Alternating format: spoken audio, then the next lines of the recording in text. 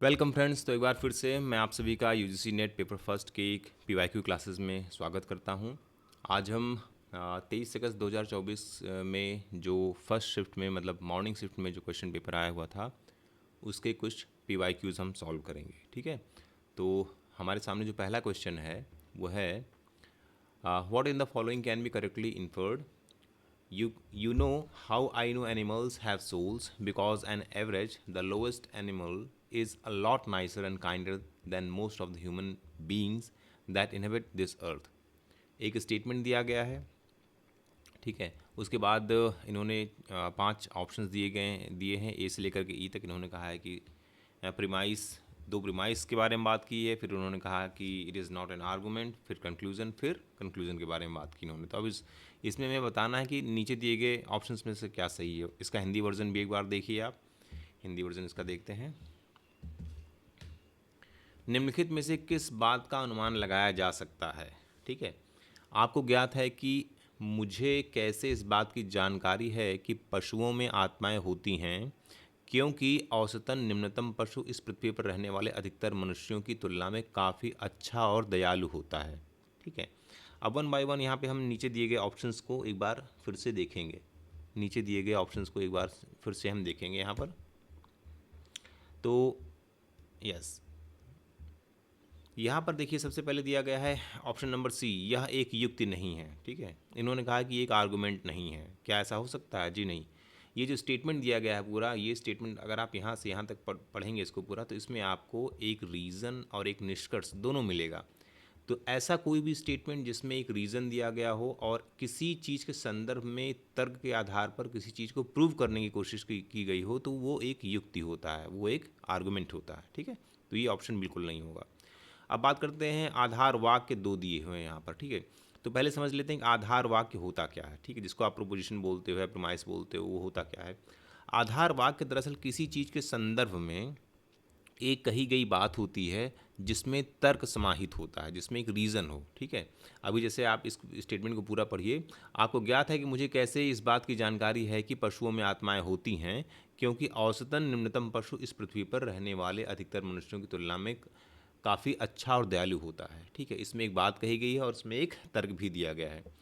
तो आधार वाक्य वो होना चाहिए जिसमें तर्क समाहित हो, ना कि निष्कर्ष समाहित हो। ठीक है, क्योंकि तर्क के साथ ही आधार वाक्य को स्वीकार किया जाता है। जैसे यहाँ पे देखिए, निम्नतम पशु इस पृथ्वी पर रहने वाले अधिकतर मनुष्यों की तुलना में काफ़ी अच्छा और दयालु होता है। ठीक है, तो यहाँ पर एक तर्क समाहित है इसमें। और ये देखिए आप, ये जो आधार वाक्य यहाँ पे दूसरे नंबर पे दिया गया है, पशुओं में आत्मा होती है, इसमें कोई तर्क नहीं है। ठीक है, इसमें एक स्टेटमेंट दिया गया है, पशुओं में आत्मा होती है, और ये स्टेटमेंट हमें निष्कर्ष की ओर ले जाता है, जबकि आधार वाक्य निष्कर्ष नहीं हो सकता। ठीक है, ये निष्कर्ष की तरह है, लेकिन ये लिखा हुआ है आधार वाक्य, तो इसको नहीं माना जाएगा।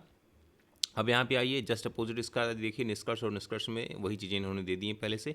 तो निष्कर्ष हो सकता है पशुओं में आत्मा होती है। ठीक है, तो एक ये आपका ये निष्कर्ष नहीं हो सकता, क्योंकि निष्कर्ष में तर्क नहीं होता है। ठीक है, तर्क होता है किसमें? आधार वाक्य में। तो हमारे पास ले देखिए बचता है क्या? ऑप्शन नंबर ए एंड ई। तो हम ए एंड ई को लेकर के ऑप्शन नंबर 3 को यहाँ पे टिक करते हैं। नेक्स्ट क्वेश्चन पे मूव करते हैं। इसमें 2 लिस्ट दी गई है, फॉर्म्स ऑफ नॉन एग्जिस्टेंस और उसका रिप्रेजेंटेशन क्या है। इसको आप हिंदी में भी देखिए एक बार। अस्तित्व रहित होने के स्वरूप और उसके निरूपण। ठीक है, जब हम न्याय वैशेषिक फिलॉसफी पढ़ते हैं तो उसमें ये चीज़ें आती हैं, फॉर्म्स ऑफ नॉन एग्जिस्टेंस। ठीक है, इसमें क्या क्या चीज़ें हैं? अन्योन्य भाव है इसमें। ठीक है, अत्यंत भाव है, प्राग भाव है और प्रध्वंसा भाव है। तो इसको वन बाय वन समझ लेते हैं कि अन्योन्य भाव क्या है। अन्योन्य का मतलब होता है जो, इसको इंग्लिश में अगर आप समझेंगे तो अन्योन्य का मतलब होता है म्यूचुअल। म्यूचुअल का मतलब हो गया दो चीज़ों में। ठीक है, दो चीज़ों के बीच चाहे आप अंतर कीजिए, दो चीज़ों के बीच चाहे आप तुलना कीजिए। ठीक है, तो अन्योन्य भाव से रहित होना, अन्योन्य भाव का ना होना, मतलब जो चीज़ है एक है वो दूसरी नहीं है। तो ये किससे कनेक्ट हो रहा है? आप यहाँ देखिए, यह वह नहीं है, यह वह नहीं है, इससे कनेक्ट हो रहा है यहाँ पर। ओके, अब बात करते हैं अत्यंत भाव की। अत्यंत भाव एक ऐसा अस्तित्व रहित होने का स्वरूप है जिसमें कह सकते हैं कि जो चीज़ न तो भूतकाल में थी, न वर्तमान काल में है और न भविष्य काल में होगी। मतलब जिसका तीनों टाइम पीरियड में जो जिसका एग्जिस्टेंस संभव ही नहीं है, उसको हम बोलते हैं अत्यंता भाव। अब देखिए यहाँ पर हेयर का हॉर्न, हेयर का हॉर्न का मतलब खरगोश की सींग। आपने कभी देखा है किसी खरगोश की सींग? चाहे वो प्रागैतिहासिक, अगर आप जो है जो उसमें चित्रों में देखें, चाहे वर्तमान में देखें या आगे भी, खरगोश की सींग नहीं होती है। तो ये अत्यंत भाव में ही आएगा, ठीक है, अत्यंत भाव में ही आएगा, ठीक है। इसका बिल्कुल भूत, भविष्य और वर्तमान में इसका हमेशा अभाव रहेगा। प्राग भाव क्या है, या आइए बात करते हैं प्रध्वंसा भाव। प्रध्वंसा भाव का मतलब कि जो भूतकाल में तो था, लेकिन वर्तमान में जिसका विध्वंस हो चुका है और वर्तमान में नहीं है, और ना ही वो भविष्य में होने वाला है, लेकिन उसकी एग्जिस्टेंस भूतकाल में थी ज़रूर। अब यहाँ पे इन्होंने कहा कि अब जार का अस्तित्व नहीं है। जार का अस्तित्व का मतलब ये हो गया कि जार कांच का जार नहीं है। जार का मतलब हो गया जो रूस में जारशाही थी, उसके बारे में इन्होंने बात की है। तो रूस में आपको पहले पता है कि रूस में जारशाही थी, लेकिन अब जारशाही का अस्तित्व समाप्त हो चुका है। अब रूस में लोकतांत्रिक सरकार काम करती है, ठीक है। तो यहाँ पर क्या है, प्रध्वंसा भाव होगा, जारशाही का विध्वंस कर दिया गया। वो भूतकाल में तो विद्यमान थी, लेकिन ना वर्तमान में है और ना भविष्य में भी होने की कोई संभावना हो उसके लिए। देखिए बचता है प्राग भाव, किसी वस्तु का अस्थायी तौर पर ना होना, ठीक है, किसी वस्तु का अस्थायी तौर पर ना होना, ये है। ओके, तो आप देखिए ए का 3, बी का 1 और सी का 4। ए का 3, बी का 1, सी का 4, ये ऑप्शन आपका यहाँ पे सही हो जाता है, ठीक है। मूव करते हैं नेक्स्ट क्वेश्चन की ओर। Yes, among the following which is the correct in the context of शब्द प्रमाण। शब्द प्रमाण क्या होता है, पहले इसको हम समझ लेते हैं। शब्द प्रमाण को कैसे परिभाषित किया गया है, इसका आप हिंदी वर्जन भी देखिए, ठीक है। शब्द प्रमाण के संदर्भ में निम्नलिखित में से कौन सा सही है। देखिए शब्द प्रमाण की जो बात है, जो हमारे यहाँ जो दर्शन जो हुए हैं, दर्शन की सभी धाराओं में शब्द के विषय में बात की गई है, ठीक है। तो शब्द प्रमाण का मतलब ये हो गया कि शब्द, उन शब्दों को किस तरीके से अलग अलग दर्शन में लिया गया है, ठीक है। तो शब्द प्रमाण का मतलब हो गया कि जैसे पहली बात तो आप समझिए कि जो आप्त पुरुष होता है, जो आप्त पुरुष होता है, जिसने अपने ज्ञान से, अपने अनुभव से सत्य को जान लिया है, ठीक है, और सत्य को जानने के पश्चात वो जो कुछ भी बोलता है उसके शब्दों को प्रमाण माना जाता है। तो हमारे यहाँ जो भारतीय जितने भी दर्शन हुए हैं, उनमें शब्दों को प्रमाण के रूप में किस तरीके से स्वीकार किया गया है, तो उसके आधार पर 4 इन्होंने ऑप्शन देकर के पूछे हैं। इन्होंने कहा सांख्य के लिए शब्द सामान्य सूचक है। देखिए सांख्य दर्शन के लिए यहाँ पे इन्होंने कहा कि शब्द सामान्य सूचक है। सांख्य शब्द के लिए जो शब्द है वो सामान्य सूचक नहीं, विशिष्ट सूचक है, ठीक है। ये ध्यान में रखिएगा कि सांख्य दर्शन में शब्द को हमेशा विशिष्ट सूचक के तौर पर जो है वो उपयोग किया जाता है। जैन दर्शन के लिए शब्द विशेष है। हाँ, ये कुछ हद तक ठीक है। जैन दर्शन में क्या है, जैन दर्शन में शब्दों को न सिर्फ विशेष के संदर्भ में, बल्कि सामान्य और विशेष दोनों संदर्भों में लिया गया है। जब आप जैन दर्शन के विषय में पढ़ेंगे तो जहाँ इसमें शब्द प्रमाण की बात आएगी, वहाँ पर शब्द प्रमाण को सामान्य और विशेष दोनों तरह से लिया गया है। पुरातन न्याय के लिए इसका समझिए कि जो गौतम मुनि का जो न्याय दर्शन है, उसमें जब आप देखेंगे तो जो पुरातन न्याय है, पुरातन न्याय के लिए शब्द जो है वो सामान्य बोध करवाता है। पुरातन न्याय के लिए शब्द जो है वो सामान्य का बोध कराता है। इसको ऐसे समझिए जैसे कि ये बात की जाए आपसे कि मान लीजिए कोई एक क्लास ले लिया, जैसे अगर स्त्री ले लिया गया, तो स्त्री का मतलब हो गया कि स्त्री वो शब्द है जो बोध करा रहा है कि उस पूरी महिला, उसका मतलब स्त्री का मतलब हो गया कि सभी प्रकार की महिलाएं इसमें आ गई, ठीक है। तो पुरातन न्याय के लिए शब्द जो है उस सामान्य का बोध करवाता है। और चौथा देखिए, चौथा कहता है कि वेदांतियों के लिए शब्द का मुख्य अर्थ विशेष के जाति गुण से है। वेदांतियों के लिए शब्द जो है वो ब्रह्म होता है, ठीक है। वेदांत दर्शन में शब्द को ब्रह्म माना गया है, तो वहाँ पर किसी विशेष जाति गुण या इसका कोई मतलब ही नहीं वहाँ पर, तो ये भी ऑप्शन नहीं होगा यहाँ पर, ठीक है। तो नेक्स्ट मूव करते हैं, आपका ऑप्शन नंबर 3 यहाँ पर सही है। नेक्स्ट मूव करते हैं, इन computer networking and IP version 6 dash times larger than IP version 4 address, ठीक है। अब आप देखिए यहाँ पर इन्होंने IP वर्जन 6 और IP वर्जन 4 की बात की है। तो IP वर्जन का मतलब आप समझ लीजिए कि IP का मतलब क्या है, इंटरनेट प्रोटोकॉल।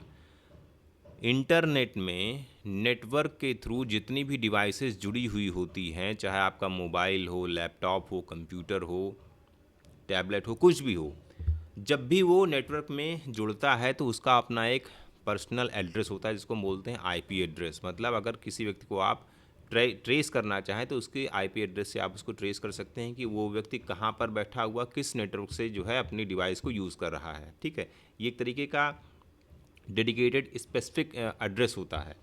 अब आईपी वर्जन 4 यूज़ किया जाता था पहले, अभी क्या है आईपी वर्जन 6 भी आ गया है। आईपी वर्जन 6 भी आ गया है, तो दोनों में डिफरेंस क्या है, ये कह रहे हैं कि जो आईपी वर्जन 4 है वो आईपी वर्जन जो 6 नया वाला आया है ये आईपी वर्जन 4 से कितने टाइम्स जो है वो बड़ा है। ठीक है, तो आप ये जानिए कि आईपी वर्जन जो 4 है वो आपका कितने बिट का होता था, 32 बिट का होता था। और आईपी वर्जन 6 जो है कितने बिट का है, 128 बिट का है। कितने बिट का है, 128 बिट का। तो 128 और 32 अगर आप इसको डिवाइड करेंगे तो ये आ जाएगा 4 टाइम्स। मतलब आईपी वर्जन 4 का 4 टाइम्स है आईपी वर्जन 6। तो यहाँ पे क्या आएगा, 4 आएगा। 4 टाइम्स है, मतलब ये ऑप्शन आपका 2 यहाँ पे सही हो जाता है। ठीक है, नेक्स्ट चलते हैं। Identify the correct order of the following major technological changes A to D in the development of computer based on first to fourth generation computers। फिर से वही ऐसा क्वेश्चन हम लोग पहले सॉल्व कर चुके हैं। इसमें इन्होंने transistor, micro processor, vacuum tube और एकीकृत सर्किट के बारे में पूछा है कि आप बताइए कि कौन कौन सी स्टेज में, कौन कौन सी पीढ़ी में जो कंप्यूटर विकसित हुआ उसमें कौन कौन सी चीज़ें यूज़ की गई हैं। ठीक है, तो सबसे पहली बात, जो सबसे पहली पीढ़ी का कंप्यूटर था उसमें क्या यूज़ किया गया, वैक्यूम ट्यूब यूज़ किया गया। उसके बाद जो दूसरी पीढ़ी का कंप्यूटर है उसमें ट्रांजिस्टर यूज़ किया गया। ट्रांजिस्टर एक कंपोनेंट है, ट्रांजिस्टर का मतलब रेडियो नहीं। ट्रांजिस्टर एक बहुत छोटा सा इलेक्ट्रॉनिक कंपोनेंट होता है जिसमें 3 पैर निकले हुए होते हैं। ठीक है, तो वो ट्रांजिस्टर यूज़ करके उन्होंने दूसरी स्टेज का कंप्यूटर बनाया। उसके बाद तीसरी स्टेज पे आता है इंटीग्रेटेड सर्किट, जिसको हम बोलते हैं आईसी। ठीक है, आईसी बोलते हैं जिसको। अब फोर्थ नंबर पे क्या आ जाता है, माइक्रो प्रोसेसर। ठीक है, माइक्रो प्रोसेसर भी आ जाता है। ठीक, ये चौथे नंबर पे आ जाता है। तो सीधी सी बात है, सबसे पहले आपका सी आएगा, फिर ए आएगा, फिर डी आएगा, CADB। ये ऑप्शन नंबर 4 आपका सही हो जाएगा। 7वां क्वेश्चन देखिए, to record voice narration for your Microsoft PowerPoint presentation your computer must have. अगर आपको अपने लैपटॉप से कोई एक पावर पॉइंट प्रेजेंटेशन तैयार करना है जिसमें कि आपको उसमें साउंड रिकॉर्ड करना है। ठीक है, तो इन्होंने पूछा है कि आपके कंप्यूटर या लैपटॉप में इसके लिए निम्नलिखित में से क्या ज़रूरी चीज़ होना चाहिए। ठीक है, तो इन्होंने कहा पहला साउंड कार्ड, फिर इन्होंने कहा इंटरनेट कनेक्शन, स्पीकर्स, एक वाई video support, microphone. Internet connection की ज़रूरत नहीं पड़ेगी। अगर हमें अपना साउंड रिकॉर्ड करना है तो हम लैपटॉप और मोबाइल से अपना साउंड रिकॉर्ड कर सकते हैं बिना इंटरनेट कनेक्शन के। स्पीकर से हम आवाज़ को सुनते हैं, ना कि हम आवाज़ को रिकॉर्ड करते हैं। ठीक है, अच्छा, एक वाह वीडियो पोर्ट का कोई मतलब नहीं होगा यहाँ पर। हम ऑडियो रिकॉर्ड करने जा रहे हैं, ऑडियो पे बात कर रहे हैं, तो वाह वीडियो पोर्ट का कोई यहाँ पर यूज़ नहीं होगा। माइक्रोफोन क्या है, माइक्रोफोन वो डिवाइस है जो आपकी बोली हुई बात को पहले डिजिटल फॉर्म में कन्वर्ट करके वो स्टोर करता है आपके लैपटॉप या कंप्यूटर में। तो माइक्रोफोन तो होगा ही होगा। दूसरा क्या है, साउंड कार्ड। साउंड कार्ड एक इलेक्ट्रॉनिक चिप होती है जो डिजिटल फॉर्म में जो आप बोल रहे हैं माइक से जो भी साउंड आपका उसमें जा रहा है उसको इलेक्ट्रॉनिक सिग्नल में कन्वर्ट करके वो स्टोर करता है। ये ज़रूरी है, साउंड कार्ड और माइक्रोफोन दो चीज़ें ज़रूरी होती हैं। तो A एंड E आपका ऑप्शन यहाँ पे सही होता है। नेक्स्ट क्वेश्चन पे मूव करते हैं। देखिए, लिस्ट 1 को लिस्ट 2 के साथ मैच करना है। इन्होंने एक तरफ इंटरनेट टर्म्स दे दिए हैं और दूसरी तरफ डिस्क्रिप्शन दे दिया है। ठीक है, तो इसमें क्या क्या दिया है, इसमें दिया है ब्लॉग दिया है, पॉडकास्ट दिया है, टैगिंग दिया है और विकीज़ दिया हुआ है। ठीक है, उसके बाद इसका डिस्क्रिप्शन दे दिया गया है। हिंदी में भी इसको देख लेते हैं। इंटरनेट पद दिए गए हैं एक सूची में, दूसरी सूची में विवरण दिया गया है।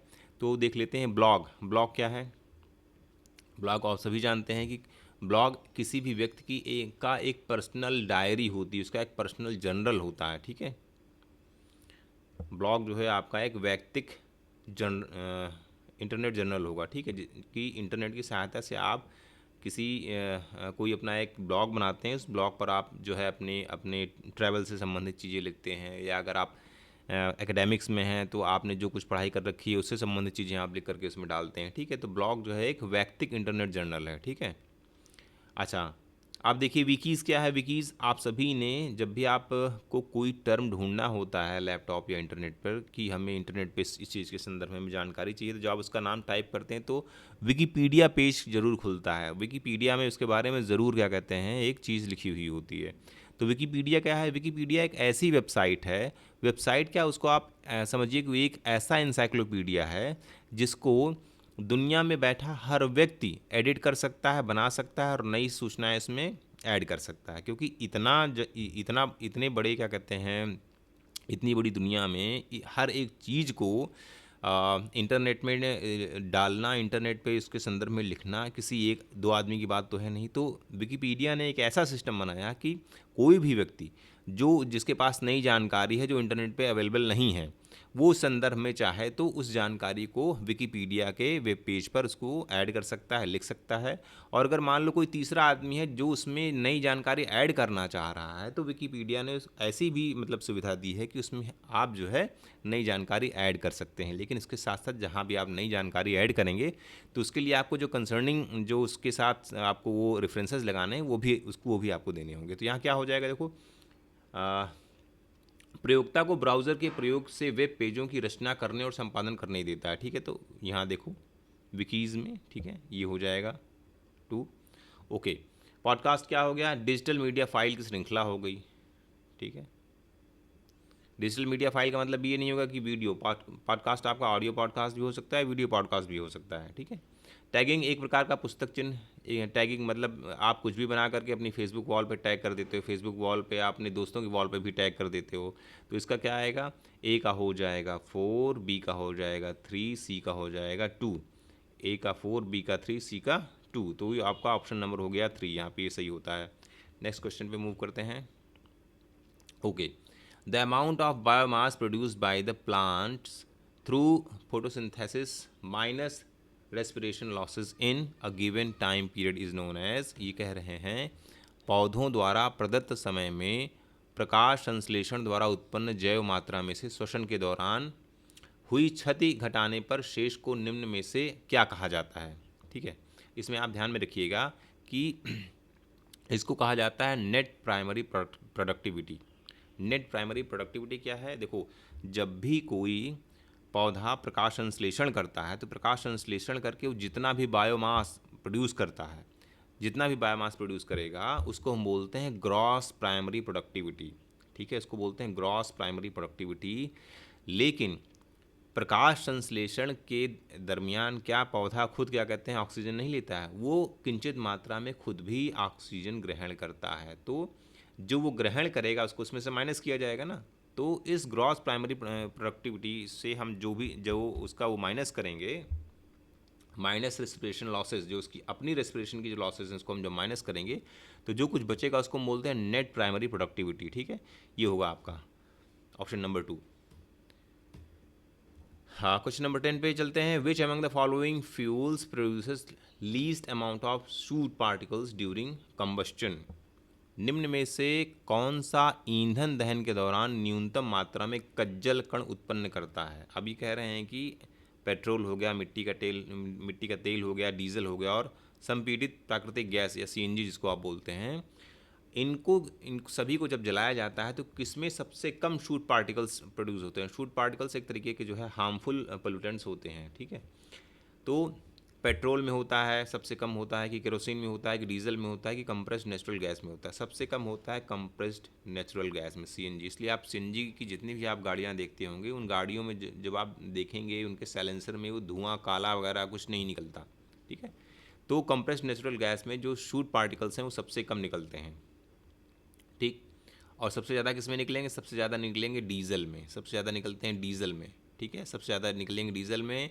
ठीक है, और उसके बाद केरोसिन में, फिर पेट्रोल में। पेट्रोल में कम निकलते हैं, उससे थोड़ा सा कम केरोसिन में निकलते हैं, लेकिन डीजल में ज़्यादा निकलते हैं। तो डीजल गाड़ियों में आप देखेंगे तो उनका जो धुआं होगा वो ज़्यादा काला और क्या कहते हैं वो होगा, डेंस होगा।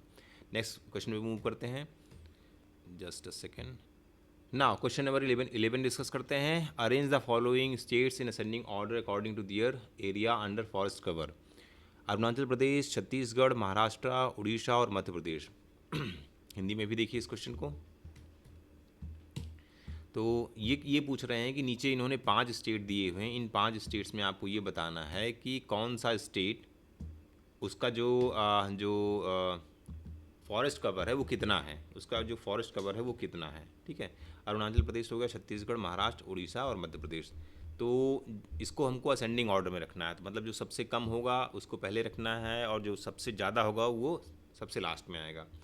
तो अरुणाचल प्रदेश, छत्तीसगढ़, महाराष्ट्र, उड़ीसा में सबसे ज़्यादा है मध्य प्रदेश का, ये मुझे पता है इतना। तो लास्ट में जिसका ऑप्शन ई आएगा वो सही होगा, ठीक है। अब हमें शुरुआत करनी है, तो इसमें हम देखेंगे महाराष्ट्र में जो फॉरेस्ट लैंड है दिए गए इसमें प्रदेशों में वो कम है। उस महाराष्ट्र के बाद किसका नंबर आता है? महाराष्ट्र के बाद आएगा नंबर उड़ीसा का, ठीक है। महाराष्ट्र के बाद उड़ीसा का नंबर आएगा, उड़ीसा के बाद आएगा छत्तीसगढ़ का नंबर, फिर आएगा अरुणाचल प्रदेश का नंबर, ठीक है। तो आप यहाँ पे देखिए तो आपका सबसे सी से शुरू होगा और ई पर ख़त्म होगा, ठीक है। CDVAE, ऑप्शन नंबर 2 यहाँ पे आपका सही हो जाता है। क्वेश्चन नंबर 12 क्या कहता है? Eye irritation is the common phenomenon during smog, it is mostly caused by. धूम कुहा के दौरान आँखों में प्रकोपन सामान्य परिघटना है, अधिकतर यह निम्न के कारण होता है: फॉर्मल्डिहाइड्स, परऑक्सी एसिटाइल नाइट्रेट, ओजोन और एक्रोलिन, ठीक है। ये इन चारों के संबंध में पूछ रहे हैं कि किससे जो है वो जो आई इरिटेशन है वो सबसे ज़्यादा होता है। तो यहाँ आप देखिए ऑप्शन सी सारे दिए हुए हैं, सब में 3 दिया हुआ है, ठीक। इसका मतलब 3 है और 1 नहीं है। तो इसमें आप ध्यान में रखिए कि फॉर्मल्डिहाइड्स जो है, फॉर्मल्डिहाइड्स में जो है आपका जो आई इरिटेशन की जो जो की घटना होती है वो कम होती है लेकिन कम होती है, ठीक है। फॉर्मल्डिहाइड्स में भी होती है लेकिन वो कम होती है, बहुत ही सूक्ष्म मात्रा में होती है, एक तरीके से इसको नगण्य मान लिया जाता है, ठीक है। अब परऑक्सी एसिटाइल नाइट्रेट, ओजोन और एक्रोलिन, BCD, ये आपका 3 तो होगा ही होगा, BCD ऑप्शन नंबर 4 आपका सही हो जाएगा। फॉर्मल्डिहाइड में भी होता है लेकिन फॉर्मल्डिहाइड में बहुत ही सूक्ष्म मात्रा में होता है और ये जो है धूम मतलब स्मॉग के साथ नहीं आता। फॉर्मल्डिहाइड्स में जो आई इरिटेशन का जो कंपाउंड होता है वो स्मॉग की तरह स्मॉग के साथ जो है वो नहीं मिल पाता, इस वजह से यहाँ पर फॉर्मल्डिहाइड्स को नहीं रखा जा सकता। परऑक्सी एसिटाइल नाइट्रेट, ओजोन और एक्रोलिन, ये 3 तो रखे जा सकते हैं, ये आपको याद करके जाना होगा, ठीक है। नेक्स्ट अगला क्वेश्चन है, इंटरनेशनल ट्रीटीज़ और की ऑब्जेक्टिव्स को लेकर के 2 लिस्ट दी गई हैं, इन लिस्ट को आपस में सम्मिलित करना है।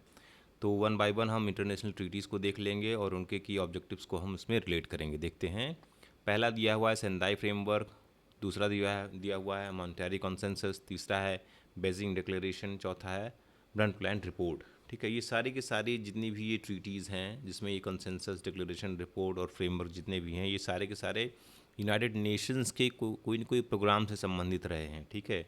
या तो किसी समिट से संबंधित रहे हैं या किसी रेजोल्यूशन से संबंधित रहे हैं, तो ये सारे के सारे यूनाइटेड नेशन से संबंधित हैं। तो इसमें हम पहला देखेंगे सेंदाई फ्रेमवर्क। सेंदाई एक जगह है जो जापान में है। सेंदाई फ्रेमवर्क सबसे पहले आया था किस किस वजह से आया था? ये डिज़ास्टर रिस्क रिडक्शन के लिए।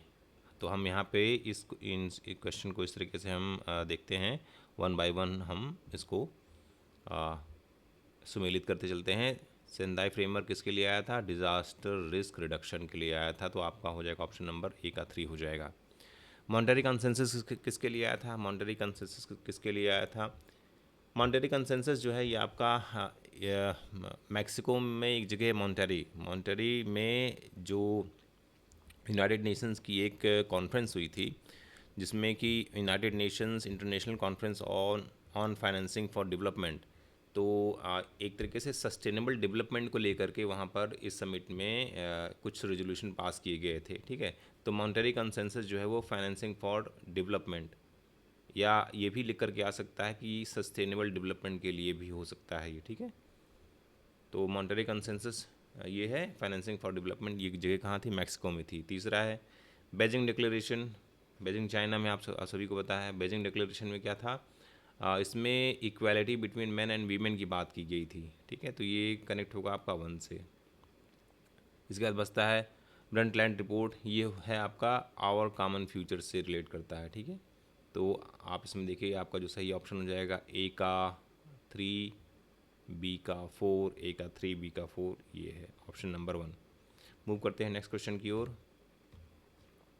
Arrange the following ancient Indian institutes from east to west direction. ठीक है, मतलब पूर्व से लेकर के पश्चिम की दिशा में हमें निम्नलिखित जो विश्वविद्यालय दिए गए हैं, प्राचीन संस्थान जो दिए गए हैं, इनको हमको अरेंज करना है। जो सबसे पूर्व में आएगा सबसे पहले उसे लिखना है, फिर उसके बाद जो सबसे लास्ट में जो आएगा पश्चिम की ओर आएगा। ठीक है, आप देखिए तक्षशिला, नालंदा, विक्रमशिला, शारदा पीठ। ठीक, तो तक्षशिला आपको पता है कहाँ पर है, तक्षशिला इस समय वर्तमान में कहाँ पर है, पाकिस्तान में है। तो ये ऑप्शन नंबर 4 आपका लास्ट में आएगा, ए। ठीक है, लास्ट में आएगा। यहाँ देखिए ये वाला ऑप्शन आपका यहाँ पे दिया हुआ है, लेकिन हम 1 बाय 1 देख लेते हैं। शारदा पीठ कहाँ पर है, शारदा पीठ आपका तीसरे नंबर पे आएगा। शारदा पीठ इस समय वर्तमान में अगर आप देखें तो ये जम्मू एंड कश्मीर में है। ठीक है, बचता है नालंदा और विक्रमशिला। नालंदा और विक्रमशिला दोनों बिहार में लगभग हैं, बिहार में, लेकिन विक्रमशिला जो है वो बिहार के पूर्वी भाग में पड़ेगा और नालंदा जो है वो बिहार उसके उससे थोड़ा सा बाद पड़ेगा। तो नालंदा दूसरे नंबर पे आएगा। तो इसलिए C, B, A and D, C, B, D, A, yes, C, B, D, A. तो आपका ऑप्शन नंबर 4 सही हो जाता है। नेक्स्ट क्वेश्चन की ओर मूव करते हैं।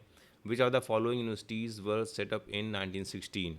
1916 में निम्नलिखित में से कौन सी यूनिवर्सिटीज़ जो है वो स्थापित की गई थी। ठीक है, आप देखिए सबसे पहला आ जाएगा यहाँ पर आपको कुछ विश्वविद्यालय हो गए, कुछ आईआईटीज़ हो गए, उनके स्थापना वर्ष को भी ध्यान में रखना है। एनआईआरएफ में उनकी जो रैंकिंग है उसको ध्यान में रखना है। ठीक है, साइंस के लिए कौन सा इंस्टीट्यूट टॉपर है, ह्यूमैनिटीज़ के लिए कौन सा इंस्टीट्यूट टॉपर है, सोशल साइंसेज के लिए कौन सा इंस्टीट्यूट टॉपर है, तो इसको भी आपको ध्यान में रख करके चलना होगा। फिलहाल हम देखते हैं कि जो हमारे पास 1916 में जिस विश्वविद्यालय की स्थापना की गई थी उनमें से कौन कौन से विश्वविद्यालय हैं। पहला हो जाएगा आपका SNDT महिला विश्वविद्यालय, ये कहाँ पर है, पुणे, महाराष्ट्र। ठीक है, दूसरा है मैसूर विश्वविद्यालय, मैसूर में। ठीक, और तीसरा है आपका बनारस हिंदू विश्वविद्यालय, बनारस हिंदू विश्वविद्यालय। ये सारे के सारे इनकी स्थापना 1916 में हुई थी। बाकी पटना विश्वविद्यालय लगभग 1918 में इसकी स्थापना हुई थी और लगभग 1917-18 में उस्मानिया विश्वविद्यालय की भी स्थापना हुई थी। तो आपका सही ऑप्शन होगा यहाँ पर B, C and E, B, C and E. ठीक है, तो ऑप्शन नंबर 2 आपका यहाँ सही हो जाता है।